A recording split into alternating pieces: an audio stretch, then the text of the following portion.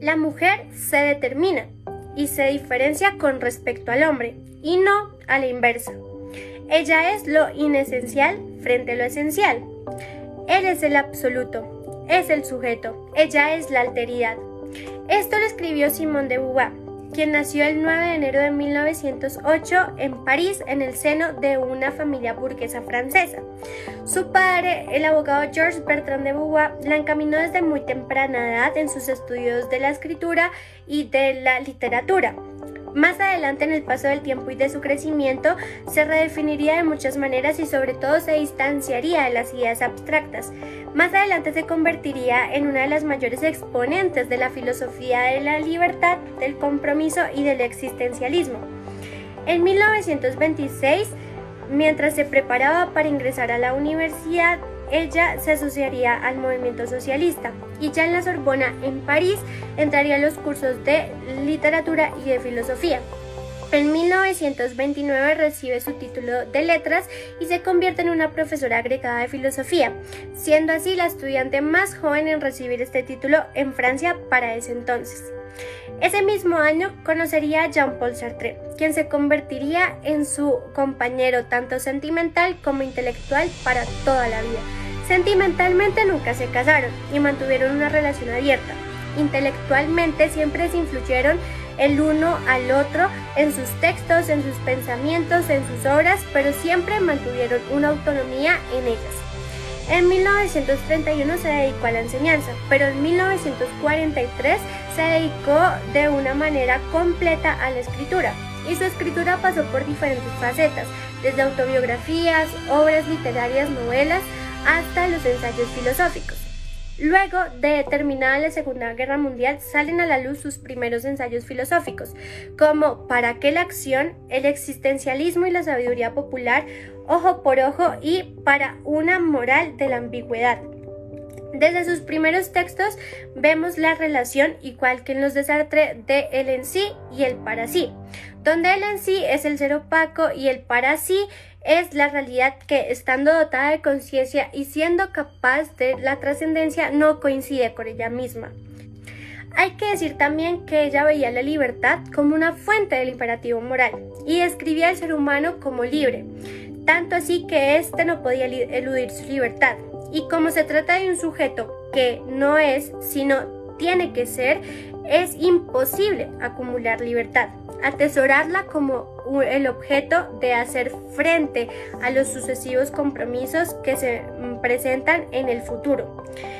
En 1944, junto a otros intelectuales para la editorial Tiempos Modernos, crean una revista cercana al Partido Comunista y a la expresión del pensamiento existencialista.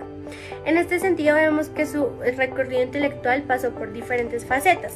En 1947 aparecen tal vez sus obras más reconocidas y más famosas, los 2 volúmenes del Segundo Sexo, que provoca un escándalo tanto en Francia como mundialmente, puesto que este texto iría a la reivindicación del rol de la mujer. Los movimientos feministas lo encontrarían en los años 60 y su famosa frase de mujer no se nace, llega una a hacerlo, se convertiría en hincapié de las discusiones hasta el día de hoy de batallas teóricas y políticas dentro del discurso de la emancipación de la mujer. Sin embargo, incluso del movimiento feminista ha sido y sigue siendo una discusión. El texto se divide en 2 libros, Hechos y mitos y La experiencia vivida. En el primero se hace una reconstrucción fenomenológica de la mirada con la que histórica y culturalmente se ha visto la mujer. A lo largo de las 3 secciones, el destino, la historia y los mitos, establece los presupuestos teóricos sobre los que asienta lo tratado en el segundo volumen.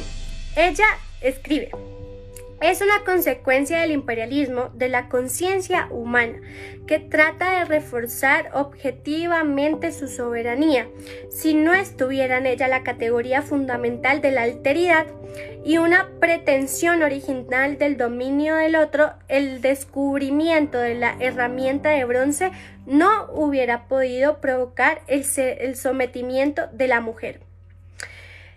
Estas, aunque generaron muchas discusiones y más adelante hubieron críticas feministas, es uno de los textos que le da hincapié a la reivindicación del rol de la mujer, tanto en la academia como en los movimientos feministas a diario. Se recuerda a Simone de Beauvoir como una de las precursoras más grandes del movimiento. En 1954 publica Los mandarines, su principal novela, la cual ganó el premio Goncourt. Simone de Beauvoir también se destacó en otros ámbitos y siempre estuvo muy atenta a la política internacional, tanto así que ella relacionaba la moral y la política, y la decisión política es una decisión ética. Para Beauvoir, hablar de necesidad sería mala fe. Es siempre la libre elección quien determina la acción y los valores. En 1956 firma un manifiesto contra la invasión soviética en Hungría. En 1908, mientras el marco de la guerra de Argelia, toma partido de manera abierta a favor de la independencia de Argelia y junto con otros intelectuales firma el manifiesto de los 121, el cual afirma que el colonialismo es un sistema de opresión. En 1960 visita Cuba junto con Sartre y se entrevista muchas veces con el Che Guevara.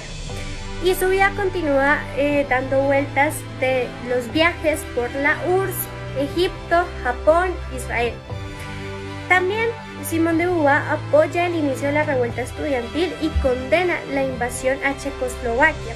A pesar de su cercanía intelectual con el marxismo, ella nunca se involucra directamente con el Partido Comunista y desde ese momento, junto con Sartre, toman su distancia.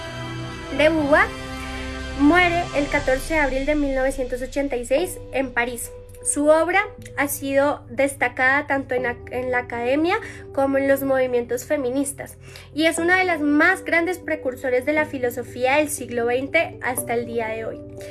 Gracias a ella tenemos muchos de los textos por los cuales hoy hablamos de feminismo, de la moral, de la política, de la libertad y del existencialismo. Gracias, Simone de Beauvoir. Esto fue Viviendo la Historia con Valentina Bohórquez. Recuerden seguirnos en todas las redes sociales como @devoz, a mí como @ValentinaBohórquezPolo y no olviden de visitar nuestra página web. Esto es Viviendo la Historia. Somos de Voz a Voz, creadores de opinión.